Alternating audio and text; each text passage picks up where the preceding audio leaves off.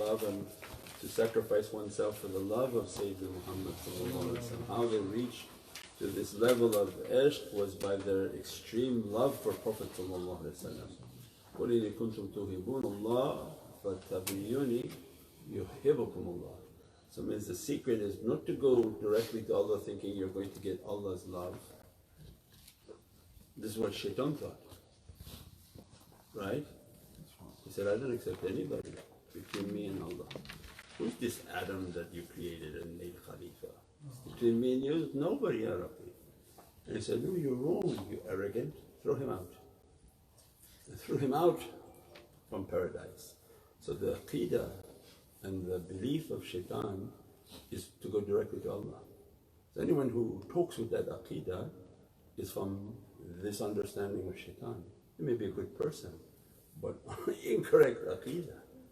To go directly to Allah. That was the aqeedah that made Shaitan fall. So maybe between me and Allah, who's this Adam and his children and Bani Adam? And he fell. And Allah clarified, قُلْ إِنِ كُنْتُمْ تُحِبُّونَ اللَّهَ. Tell them, is an order to Prophet and what might and power Allah has in this kalam, قُلْ إِنِ كُنْتُمْ تُحِبُّونَ اللَّهَ فَاتَّبِعُونِي. Tell them if they want my love, nobody has Allah's love. Everyone is in search of Allah's love. The only one in creation that was granted Allah's love is Sayyidina Muhammad. That's why Habibullah, Allah gave the title to Prophet, you are my beloved. MashaAllah. All this creation is trying to love me, approach me. If I'm happy with them, I raise them. All the Prophets were seeking Allah's love. Allah granted His love. He said, you are my Habib, you are my beloved, my beloved creation, khuluqul azim. You are of a magnificent character. Allah is so pleased because He knows the secret that He put in the reality of Prophet. So it's as if He's praising his secrets that He put upon that reality of Prophet. If you follow correctly, yuhibbukumullah. So Allah will grant us His divinely love. If we follow that life in which to follow Sayyidina Muhammad, to be muqaddam, to be on the path of the good character, the good example, the ashaqeen and the love and the rahmah and the mercy of Prophet. So then we know our footstep is correct. Prophet was a rahmah to all creation. Prophet ate with everyone. Prophet never judged anyone. Now here different madhab, they don't eat with each other. They don't pray with each other. They don't even communicate with each other. Prophet had who? Had anyone, belief or no belief, was sitting in the masjid with Prophet coming to visit Sayyidina Muhammad.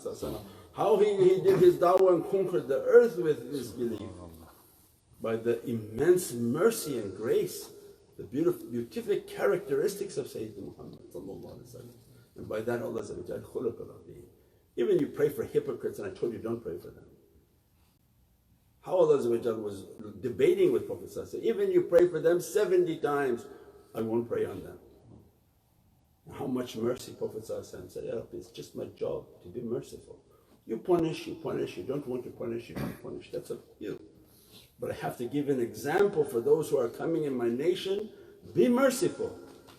If you find something wrong with someone, have 70 excuses to excuse them.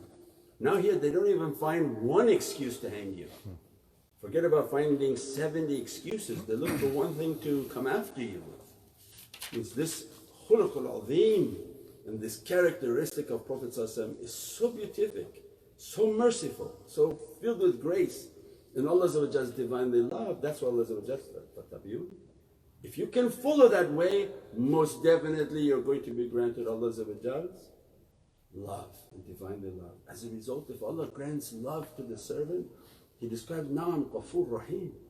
I will forgive everything that came behind you and everything that comes in front of you. I'm going to dress you with my light, dress you with my love, dress you to be ashaqeen. That's how they knew that don't go directly to the door of Allah, but go to the door of Sayyidina Muhammad. That's why all these are the Naat al-Sharif are ashaqeen. They loved and they were so in love with Prophet. As a result of that love, they gained Allah's love. and they gain the good character. Because how you can go to Allah if you didn't learn the character that Allah wants by following Prophet. You have to follow an ambassador. So like when you go to see a king, the first person who comes out is not the king. It's the last person you'll see on a visit to see a king. The protocol office has to come. Even a prime minister, if he's of Abu Hatim, he has a status, the protocol officer comes. So just as a warning for you, don't stand like this, don't touch like this, don't put your hand out like this, don't sit down before he sits, don't eat before he. The whole protocol has to be established, what we call adab, what we call etiquette and manners. Now they say there's no more adab, nobody's teaching adab in Islam, and become like haywan, like a barn. But Islam was premier, was the leading force of manners and etiquette. Means these nations were in the dark, that's why they call it the dark era. We had never a dark era in Islam. Islam has always been illuminated, and Islam always illuminated everything it came near. We had no dark ages, they were in the dark. They were buying and selling women for the quality of their teeth. They bought and sold women. Islam came and gave their rights, gave all of their laws, gave all of their understanding. They took Islamic law, incorporated it into their life, and now those who thought they were Muslim, they're in the dark. They have all the bad characteristics. You want good characteristic of Islam, and the reality of Islam is here. Social services is what Prophet brought. To feed the women, feed the children, give them home, give them food, give them clothing.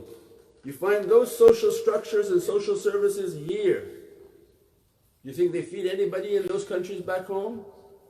If you don't have a job, or the woman doesn't have a husband and they don't have food, they're on the street. There's no social services for them. It means they took all of the realities of Islam and brought it into their mamlikat. And that's what Prophet described Islam. The sun would rise from the west. It would be the mashriq. But the realities of Prophet what he brought and truly brought is no longer practiced in those regions. And they entered into Maghrib. They entered into a very dark time. And the mashriq and the rising of the sun is here in the west, where you're safe to practice your religion. That you're safe to follow the true way of Sayyidina Muhammad without somebody destroying and killing you. This is a big ni'mat that Allah gave. That when we see all these realities that Allah is bringing for us, and how much we have a responsibility to be this ambassador of love, the ambassador of the real character of Sayyidina Muhammad.